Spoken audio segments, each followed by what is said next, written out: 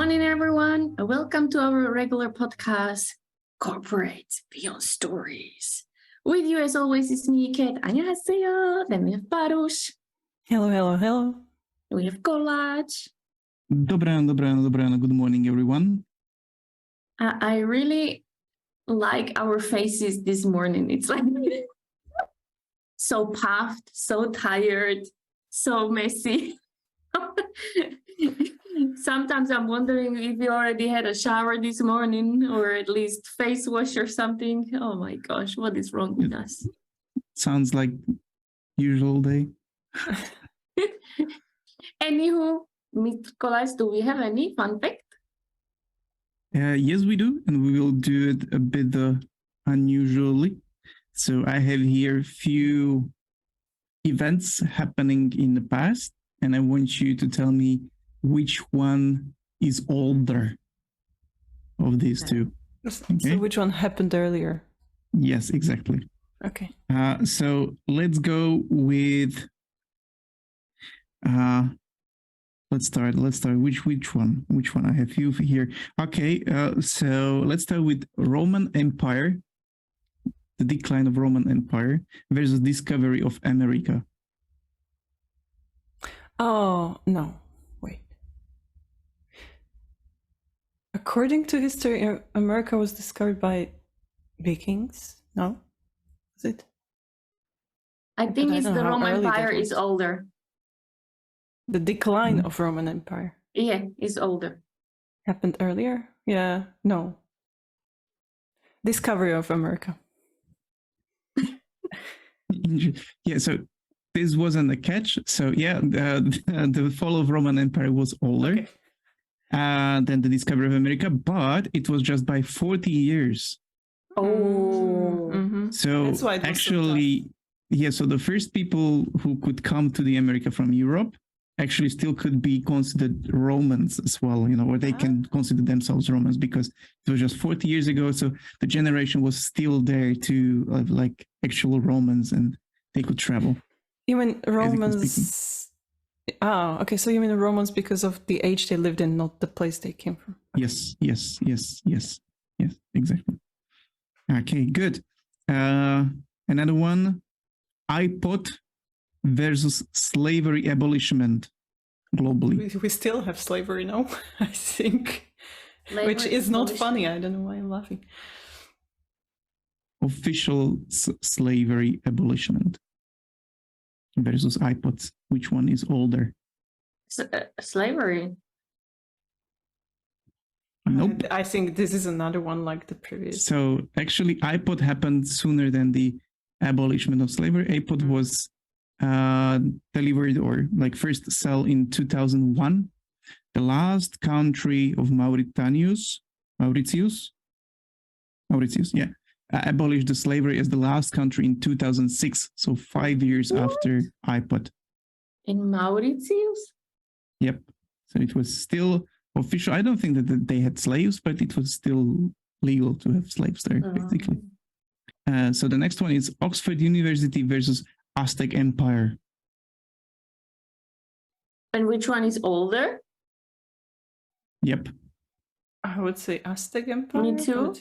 But Nope, Oxford University. So Oxford University was established between 10th to 12th century. In 12th century, it was fully established, but in 10th, there was first lectures. Aztecs actually became about 13th century were established. So as a nation. So Oxford University is older than Aztecs. Wow. And let's do two more. One of them is mammoth extinction versus pyramids in Giza. Mammoth extinction and then pyramids. Yeah, me too. Mammoth. So pyramids were built sooner than extinction of woolly mammoths. They were still around. Woolly mammoths extinct about 4,000 years ago, while pyramids were about 4,500 years ago built. So are you sure? Yep. What I know is that pyramids are like just 3,000 years old, not like 4,500 years old. This is you can check it out. I mean, this is one of the sources or several sources which I checked out for this. So it's one of those interesting facts that, Wow. I think that even one movie used the symbols that woolly mammoths were dragging out the pyramid cubes around. So who knows? And the last one I have here, which is older, Star Wars versus guillotine execution. Like, So what? Star Wars release versus the last guillotine execution. last guillotine. Okay. I go with Star Wars. You, Baruch? I mean, technically, the countries that still have the death penalty can use the guillotine, I guess. So basically, it's the same year. It's 1977. Okay. The last guillotine execution was in September, I think, and Star Wars was released like a few months ahead before it. And the last execution was performed by guillotine globally. So guillotines are not used since for execution. The person who went for a guillotine had possibility to choose between guillotine and being shot, if I remember well. And They decided chose for guillotine. Yeah. So that was the last guillotine execution globally. Wow. Do you know which country was it? I don't have it written down, so I can't say. I would guess France, but I'm not really sure. Yeah, that's what I would guess too. But that's a bias. That's a bias. Sorry, Marie Antoinette and all that stuff. Marie Antoinette.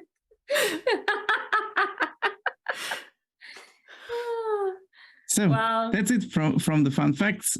Some historical events can screw up the timeline, at least for some people. So feel free to check them out and let us know if we screwed something up. But this is honestly something I really like. We saw it when we were in Seoul in the War Memorial Museum, and there were also beautifully written timelines, but also what was happening at the same time elsewhere. So you could really see, like in this, what was it, 660 or 690, when there were like few dynasties in Korea that were fighting among of themselves, and then you saw what was happening elsewhere at the same time. So you could really connect the timeline. Like that was really, really good. Yeah, I've never seen that done anywhere else. Like you see the whole world history on one timeline. Very well prepared. In the past sessions, we started to talk about business trips. We talked about logistics, purchasing things, why to go for a business trip, how to request the business trip. Today, I think that we could go deeper into terms of meetings. So how to schedule them or how to work with them, what to prepare for when it comes to the business or non-business, and what our experiences with the culture itself, because each culture is its specifics. And we have different experiences based on where we travel on a business trip. And I believe Baruch has some beautiful story for us from Brazil. Yes, actually, I went to Brazil twice for a business trip, and the first time was. Why are you flexing here, like girl? Okay, I okay. Let me start again. I went to business twice. Okay, so the relevant information is I went to Brazil for a business trip. And the very first time, I'm not saying it, I went there multiple times, but the very first time was a bit of a culture shock to me in terms of how they conduct business. And I mean, in general, South America, or well, I only went to Brazil and Argentina, so I can only talk about these two countries. And both countries have very, very nice people. And in Brazil, what surprised me is like they took me for lunch and I got to try the local food. And we were supposed to have a meeting at 1, and it was like 5 minutes to 1, and we were still in the food court, which was like 15 minutes away from the office. And I was asking like my peers, like, hey, don't we have meeting in 5 minutes? And they are like, yeah, but we will get there when we get there. And I'm like, well, but the managers are there. Well, they will be probably late as well. It's okay. So, so I was like, I mean, I'm sure there is also some like company culture that is at play here, but I'm like, it's so different because in Slovakia, it's very important to be on time, and it's kind of like personal insult if you waste somebody's time, and definitely in business. So yeah, so Kolash, you want to disagree? I see. No. I was just wondering how they do 15 minutes meeting. Like if you're 10 minutes late, you probably miss the whole meeting. So that just me. Yeah, like, you just wondering. shifted, and then the next one is late, and etc. No, it just reminded me the calls we used to have, and then they were late like 2 hours later. Like,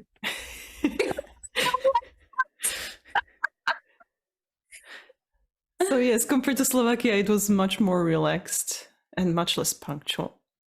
And I mean, first I was like, "What? This is wrong." But of course, like after some time, you just accept it. I would say that if you plan your business trip, use the time while you are there to meet with all the people. Use the opportunity for face-to-face meetings.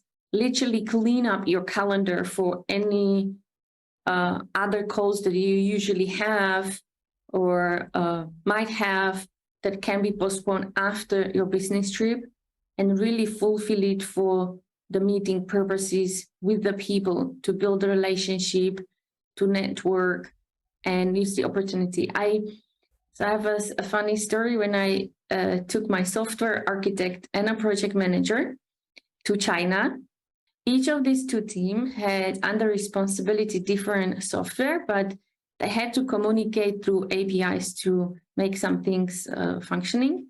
And there were always clashes or misunderstanding between the team and so on and so forth. And because I already been in China and I knew the team, I saw where the misunderstanding is coming. But no matter how hard I try, the team simply didn't understand. So I really convinced the management, I need to get these guys over to China. So really they need to get their own hands-on experience. And for me, the most funniest part was when we were in a meeting room, and even though the colleagues in China didn't have like a perfect English, but they use their hands, they use their legs just to make sure the message is delivered. And one of the girls, one of the software developers, she got so mad that she even like punched the table. Like, why are you not understanding me? And she punched the table. And I was like, wow. And then both of my team members were like, okay, I'm listening. I'm really trying to listen. And it was really at that time when they understood like these people are as smart as them. It's just that just because their English capabilities are not on such a high level to really share that message or provide the message that you would understand, it doesn't mean that you are not smart, right? And then they really took them through all the details and what is connected to what and what would happen if they would launch this, how it would damage that. And ever since that time when we came back home and someone tried to blame the team in China, my team members were like stepping up, like, no, it's not their fault. Like, finally they understood and they were starting to protect the team members in China as well, because they really saw it with their own eyes, that just because it might be the language barrier, right, that you are not so profound in that language, that people automatically might think you are just not smart, you're making mistakes, etc. So it was really, really beautiful. Sorry, but punching the table was my favorite one. And you forgot to mention that one of the people who traveled to China was kind of like strong anti-communism person. So it was. Did you have hard time convincing the person to go? I didn't have a hard time to convince them because I really told them where it was about the constant misunderstanding, right? And there were fights, and I couldn't move forward, and if the APIs would not work, then our whole system is like getting down, right? So we had thousands of users and the payments, etc. So I really needed to make sure, and I convinced the management, they understood it. So we flew there. So the focus was to understand what are the differences and why they can't build the API for the communication. But when really meeting the people in person helped him to understand that, oh my God, like they are as smart as me, right? Like they have the knowledge, really big one. They are amazing developers. And it was just that because they are not able to say it in English properly or explain it in English properly, but because now they had the opportunity to sit next to each other, look at the code, show them all the modules, what's connected to what. Or when she got angry and she punched the table, like, you're not listening to me, is when they understood and they could use, start drawing and really, you use your whole body just to explain. And that's when they understood. And also what you said, like, yeah, they were against of communism, but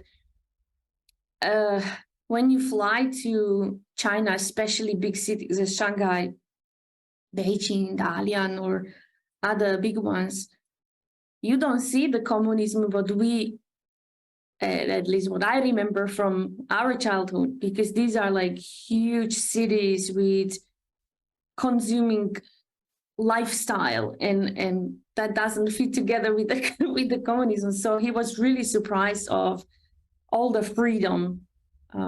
So that was like a different level. And again, we did, after the work, we did numerous dinners, but we also extended the visit.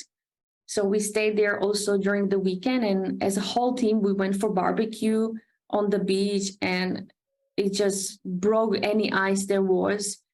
And really, those two teams became so strong and so supportive of each other. It was just simply amazing. And that's the human factor when you get there. Because if you don't, even if you see each other online, but you can still switch off the laptop, but being physical next to each other, that's a different story. I have another story, like since you mentioned China. I remember first time going there, and there was this nice... then staying there a few years later. Anyway, when I was introduced by one of our colleagues that was local there, and I think she spent some time abroad as well, so I expected her to act a little bit more Western. And actually, I didn't know what to expect, but now that I look at it, I'm surprised she acted in so Chinese way. And like I came there and we went to this open space area, and she started to introduce me to everyone in the department. And she's like, hello team, this is Barbara. Isn't she beautiful? And I was like, first of all, no. Second of all, why are you hitting on me in front of the whole office? So I was like, I didn't know what to do. Like, do I smile? No, I don't want to, lead her on or something. I was just frozen there. I was like, just, hi, hello. Why is your colleague hitting on me?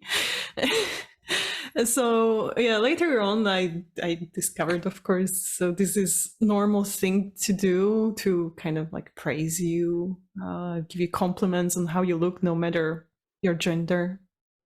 So there are a lot of culture shocks. I thought that you will say that they will praise you, that you look beautiful no matter how you look. Yes, that's also... That's if you are white, female, under 30, that's very probable that you will get compliments. In China, yes. In China. Well, while we were in Korea. Oh, that's Korea. They kept telling us we are beautiful, so. Well, that was different. Anyway. It was Anyhow, if mostly you want older, to get your yeah, ego people. boost, go to China for Yeah, sure. please. Like, Yeah, sure. Only if you're European, that's how it works. If you're from other nationality, there might be some difficulties. and especially if you're Depends, tall, and if you're depends. tall, whoa. Yes. You will tall, become a will- superstar or a superstar.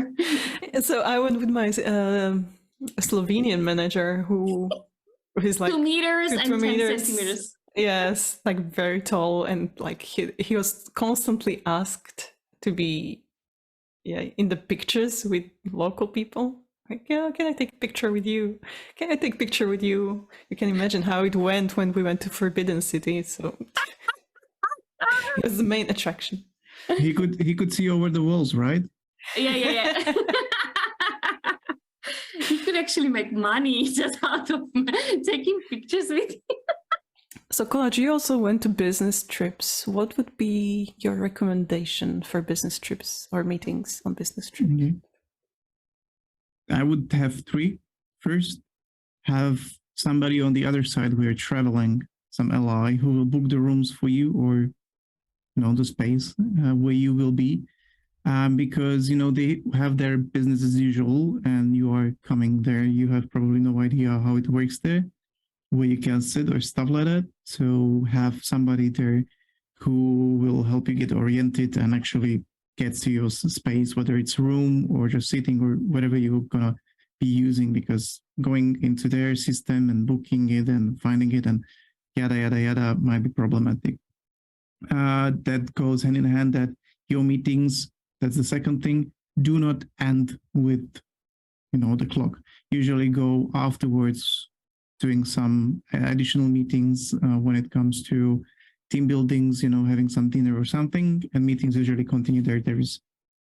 There might be a fluid continuation with that. So business doesn't end with the final clock.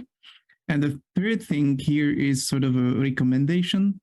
Prepare that you will meet weird or unknown strangers, because that everybody will be meeting with you, or there might be few people who would like to meet with you and you have no clue who they are in the structure or whatever, because you are the visitor, so they want to make a good impression.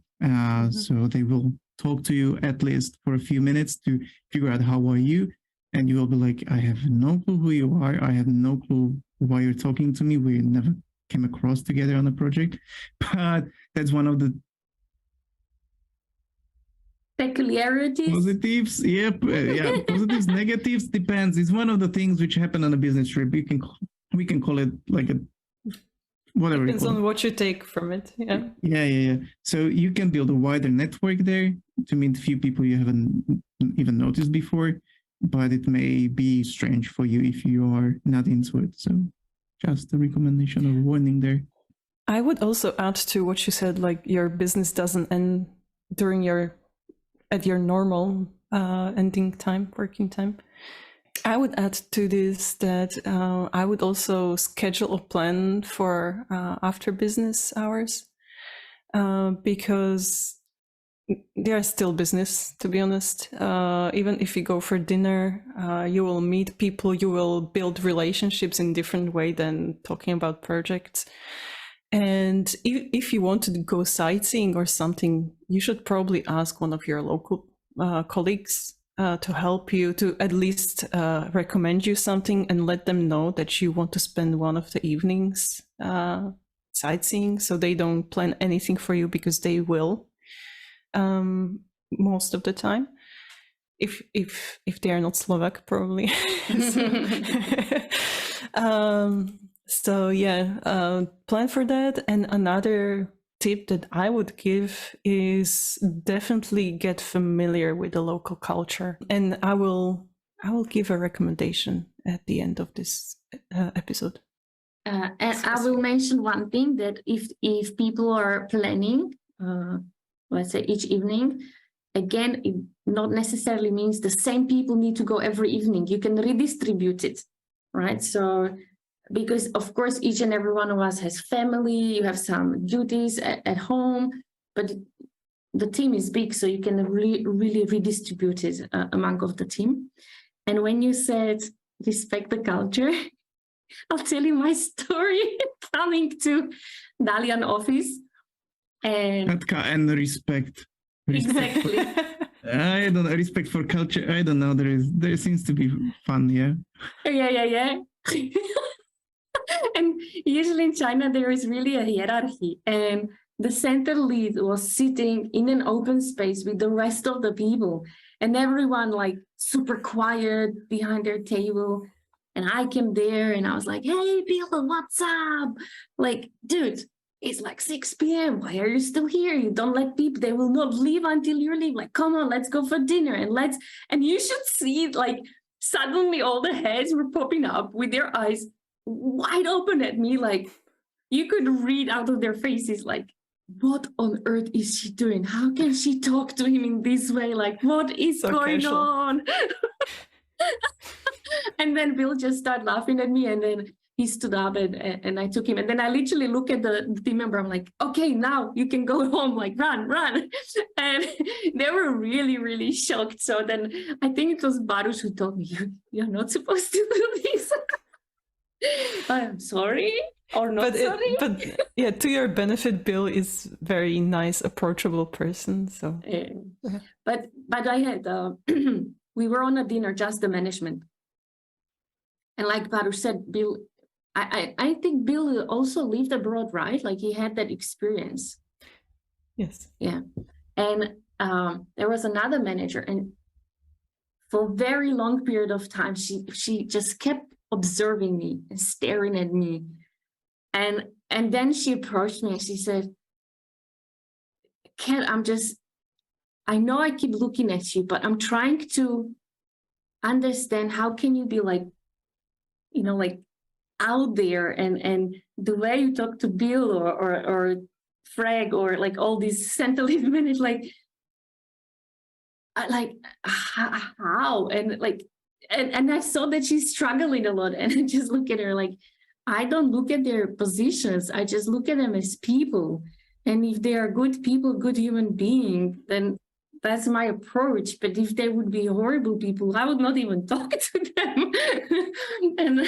and I'm like, come on, we are at work more than 8 hours a day, like why not to have fun? Like I don't want to be bored. And she was really struggling with that, my sort of mind thinking, because it clashed with their growing up, the culture and everything. Mm-hmm. Yeah, so it was really interesting to see that her mind was so puzzled, that the way she was looking at me was really amazing, just to also now observing her the way she was observing me.